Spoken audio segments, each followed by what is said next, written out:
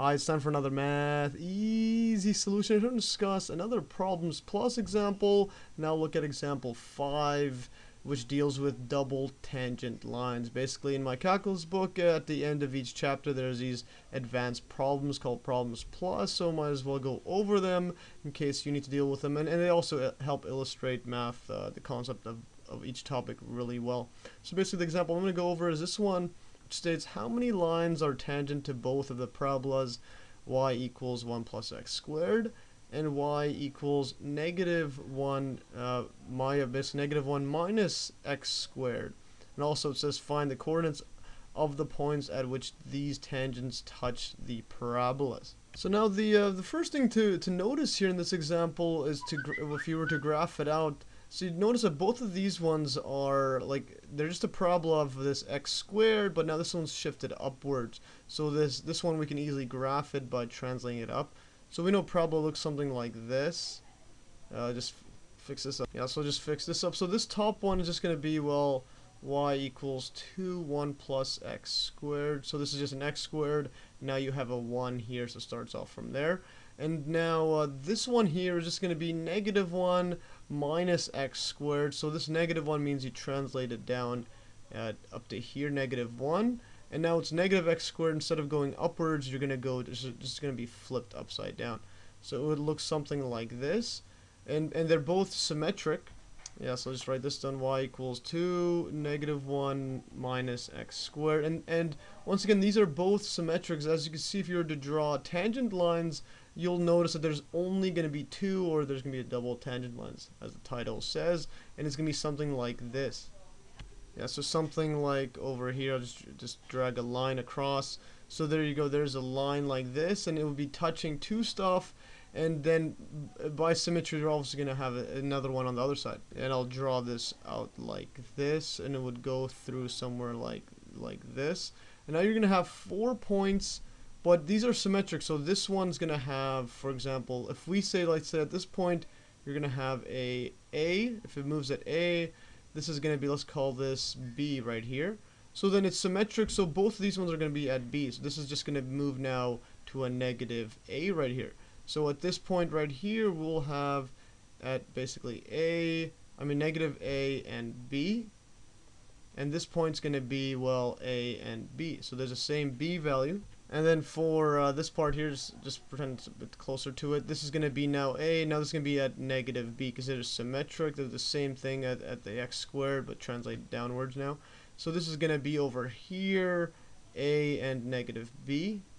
Yeah, so that's A and -B. And at this point, it's going to be basically the same thing, but now it's going to be -A and -B right here. Yeah, so now to find out the coordinates, all we need to do is find out what these A and B values are. Then we can find all 4. So we know there's 4. And to answer the first part of the question, we'll say there are 2 tangent lines. Then I'll just write that down over here. So now let's just look at this first line right here. Let's call this line 1 here. So if we look at the first line, yeah, so if we just look at this first line, we could actually, first of all, let's just write B. We could write in terms of A because we know that, let's say for this top part right here, y is equal to 1 plus x squared. So then at y of A, we're going to be equal to 1 plus a squared. Yeah, so that's 1 plus a squared right here, and this equals to basically b. And now this one we could just put in a -b, or we could go for y equals to -1 minus x squared. Y of A is equal to basically -1 minus a squared. Just plug it in, and this equals to just simply -b right here. So we have these two ones right here, and we know that this tangent line, the slope of it is just going to be rise over run. So we know slope is going to be rise, yeah, over run right here. So that's the S, or slope, and we can determine this basically by finding the rise over run of these 2 points from basically from this point all the way to here. So we can go write M, or slope. Usually people write M as in the equation y equals mx plus b for equation of a line. So anyways, the rise over run is going to be, yeah, so this rise over run is going to be the difference in the y values of this at this point and this point. So it's going to be basically equaling to b minus negative b, and then this is going to be now a minus negative a. So we'll be dealing with now 2b is going to be added up. This is two negatives make a positive, and then 2a. This equals to just b over a, and we know b already is equal to 1 plus a squared. So we have a 1 plus a squared over a. So we have this part right here. This is the slope, or m. But we also know that the slope is the derivative right here.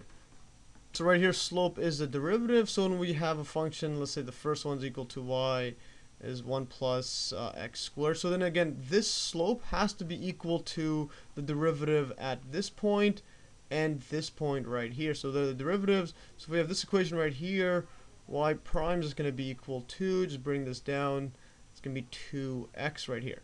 And now when we're dealing with the other one, just to show that's going to be the exact same, if we have y equals negative 1 minus x squared, the derivative of y prime is going to be equal to negative 1, and the negative 1 disappears, so we're just going to have a negative 2x.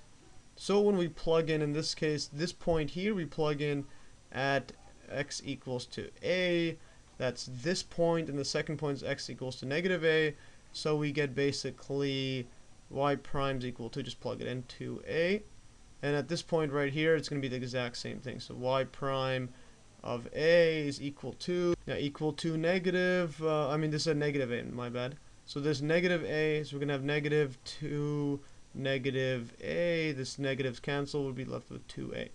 So we know that the derivative has to be 2a, and we also know that it's this part right here. So then we equate the two, and we write basically 1 plus a squared over a is equal to 2a right here. So now what we can do is multiply the a on both sides. So we're going to get, so we're going to basically cancel this over, move it over to that side. 1 plus a squared is equal to 2a squared.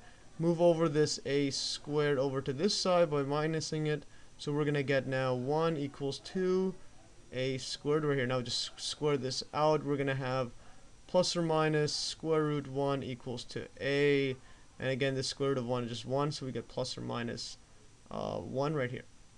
So basically a can be these 2 points, and which makes sense because when we look over here, a is here, and there's also a negative a right there. In this case, it's going to be 1. So we have 4 points. Yeah, we have 4 points, and we know what b is. So b is going to be equal to basically 1 plus a squared right here. That's from earlier on above here when we looked at b right here. So b is equal to 1 plus a squared. So that's just going to be plugging in any one plus or minus 1. It's going to be equal to 2 right here. So we know that there's going to be 4 points. And we know that 4 points are going to be, there's basically going to be this AB right here, and then also negative AB, and then we have basically the bottom points are going to be negative A and B, and this is going to be, this is a negative right here. Negative a and b, and this is going to be a and negative b.